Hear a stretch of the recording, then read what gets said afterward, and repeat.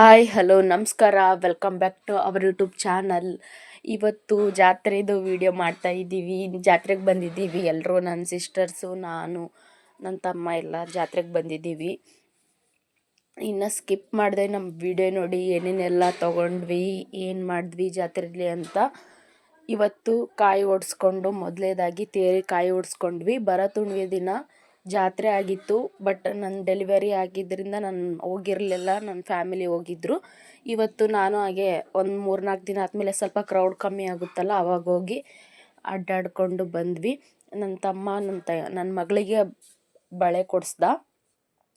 ಮತ್ತು ನನ್ನ ತಂಗಿಂದರು ಅವ್ರಿಗೆ ಕೀ ಬಂಚಸ್ಸು ಏನೇನೋ ಬೇಕಿತ್ತು, ಅವ್ರು ತಗೊಂಡ್ರು.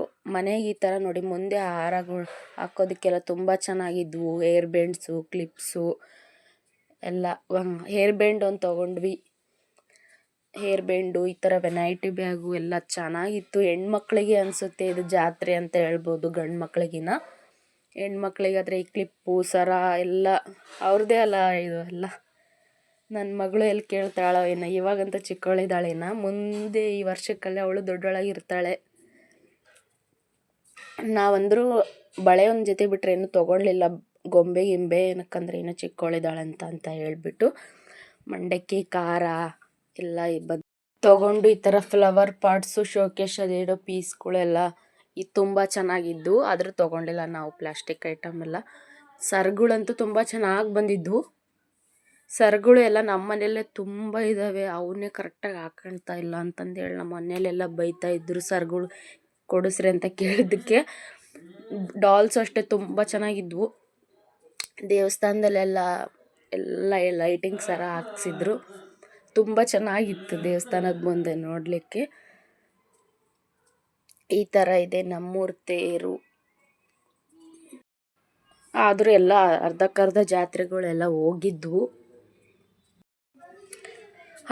ತೊಗೊಂಡಿಲ್ಲ ಅಂದರೂ ಇದೆಲ್ಲ ನೋಡ್ಕೊಂಡು ಬರಲೇಬೇಕು ನಾವು. ಒಂದು ವರ್ಷದಲ್ಲಿ ಜಾತ್ರೆ ಆಗ್ತಾಯಿತ್ತಂದರೆ ಜಾತ್ರೆಯಲ್ಲಿ ತೊಗೊಂಡ್ಲಿ ಬಿಡಲಿ, ಅದು ಜಾತ್ರೆ ಎಲ್ಲ ನೋಡಿಕೊಂಡು ಲಾಸ್ಟಿಗೆ ಒಂದು ಪಾನಿಪುರಿ ಗೋಬಿ ಆಗಲಿ ತಿನ್ಕೊಂಬಂದ್ಬಿಟ್ರೆ ಮುಗೀತು ನಮ್ಮ ಜಾತ್ರೆ.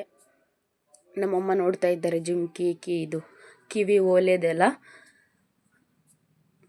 ಆದರೂ ಅವು ಅಷ್ಟಾಗಿ ನಮ್ಮ ಮನೇಲಿ ಯಾರೂ ಹಾಕ್ಕೊಳೋದಿಲ್ಲ, ಹಾಗಾಗಿ ಸುಮ್ಮನೆ ತೊಗೊಳ್ಲಿಲ್ಲ ನಾವು.